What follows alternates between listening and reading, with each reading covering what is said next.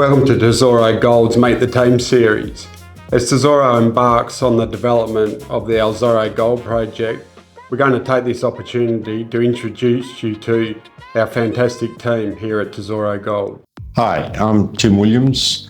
I work very closely with Linton on the Zorro project for Zorro Gold. We're working on the delivery of the project from feasibility study through engineering, permitting and construction.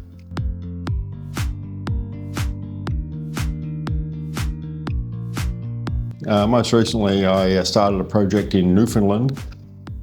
We went through permitting and engineering and got up to construction, and partway through construction before that junior company, Marathon Gold, was purchased by ultimately Equinox, but in between was an M&A with Calibre. Before Newfoundland, I'd been working based in Toronto on a project also in Chile, the Phoenix gold mine for Rio 2. I started that one in 2017 and took it up to COVID, but living in Toronto, working on a project in Chile with the COVID movement restrictions, it wasn't working out. So that's when I moved over to the Marathon Gold project. Before that Chilean project, I spent about 8 years working on projects in Peru. I built the La Arena mine and started the Shell Window mine before the company transacted. That company was called Rio Alto, purchased by Tahoe Resources. And so that's really a summary of my time in the corporate and executive part of mining.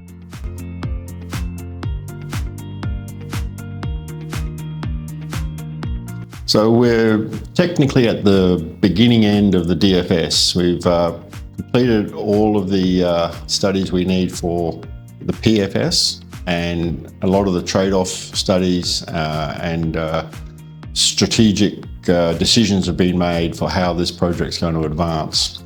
We have a very robust flow sheet for the process plant from our engineering group. We have a very good mine plan on an annual production schedule. We have a very good understanding of our infrastructure and utilities costs and our camp. We're at the front end of the DFS, where we firm up all of these items to much more accurate costing, both in the capital and construction phase and in the operating phase. We've recently signed a letter of intent with a mining contractor who's going to support a lot of the earthworks and civil works during construction, and they will also then carry on with the mining contract, at least for the first 5 years of the project.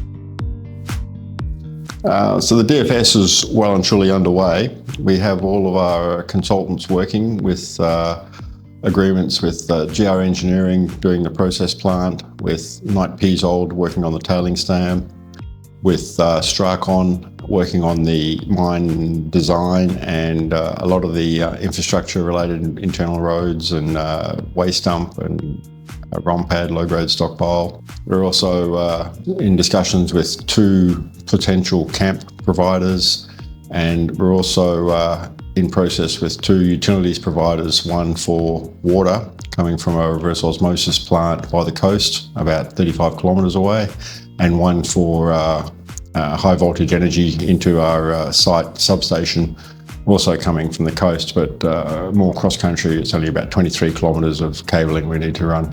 All of that's underway. We anticipate to be able to summarise all that work into the DFS report second half of this year, have it complete toward the end of the year. So from a technical perspective, it's now about bringing all of these reports together for a final resource reserve statement and complete the DFS. Also finalising the full development strategy and how we're going to move forward and bring Zorro to life.